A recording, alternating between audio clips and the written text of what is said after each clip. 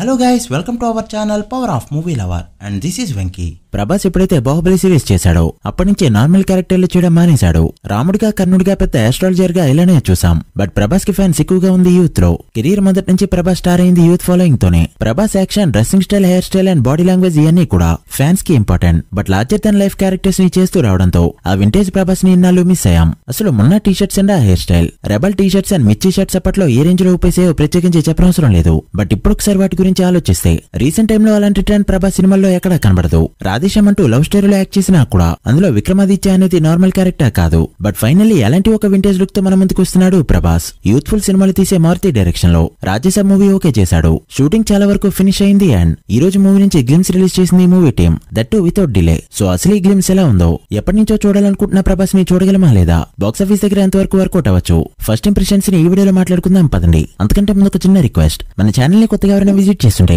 ఒకసారి ఛానల్ లోని కంటెంట్ చూసి నచ్చితే సబ్స్క్రైబ్ చేసుకుని మాకు సపోర్ట్ చేయండి అండ్ వీడియోని లైక్ చేసి మన స్టాపీస్ ని ఫాలో మాత్రం మర్చిపోతూ. ఈ గ్లిమ్స్ చూసాక ఎంతమందికి మిర్చి మూవీ గుర్తొచ్చిందో కమెంట్ చేయండి. నాకైతే ఆ బైక్ స్టాండ్ వేసి ఒక టర్న్ ఇచ్చిన తర్వాత 2013 డేస్ గుర్తొచ్చాయి. మిర్చి మూవీ నుంచి వచ్చిన ట్రైలర్, అద్దరిపోయే లుక్స్, ఆరెంజ్ లో కాకపోయినా ఒక స్టైలిష్ లుక్ లో కనిపించాడు ప్రభాస్. రీసెంట్ టైమ్ లో ప్రభాస్ చేసిన సినిమాల్లో తనని చూసిన తర్వాత ఇప్పుడు ప్రభాస్ ఈ మూవీలో కాస్త కొత్తగా కనిపించాడు. ఇక అద్దంలో చూసుకుంటూ తనపైన పూలు జల్లుకునే సీన్ మళ్ళీ డార్లింగ్ మిస్టర్ పర్ఫెక్ట్ రోజులు గుర్తు చేశాయి. చేతిలో బుక్కే చూసాక ఖచ్చితంగా వింటేజ్ ఫీల్ రాకమానదు. అసలు ప్రభాస్ అంటేనే అంతే, ఫ్రీ ఫ్లో గా మాట్లాడడం, loose body language, funny words and stylish look, ఇవన్నీ మళ్ళీ చూస్తానని నేనైతే అనుకోలేదు. మొత్తానికి మారుతి చెప్పినట్టు ప్రభాస్ ని చూపించిన విధానంలో మాత్రం తను సక్సెస్ అయినట్టే కనిపిస్తున్నాడు. ఇక ప్రభాస్ హెయిర్ స్టైల్ కూడా బాగుంది. బట్ మూవీ వచ్చేసి హర్రర్ రొమాంటిక్ కామెడీ కాబట్టి అక్కడే కొన్ని క్వశ్చన్స్ రైజ్ అవుతున్నాయి. హర్రర్ కామెడీ సినిమాలో ప్రభాస్ ఎంతవరకు సెట్ అవుతాడనేది ఇంట్రెస్టింగ్ క్వశ్చన్. మొన్న కల్కి మూవీలో చూసాం, ప్రభాస్ అల్లరి చేస్తుంటే ఆడియన్స్ చూడలేకపోయారు. ప్రెజెంట్ అనుకున్న ఇమేజ్ అలాంటిది. మరి మూవీలో డాన్స్ నెంబర్ సాంగ్స్ ఉన్నాయి, నలుగురు హీరోయిన్లు ఉన్నారు. సో అటు రొమాంటిక్ యాంగిల్ లో కూడా ఫ్యాన్స్ కి ఫీస్ట్ అని చెప్పొచ్చు.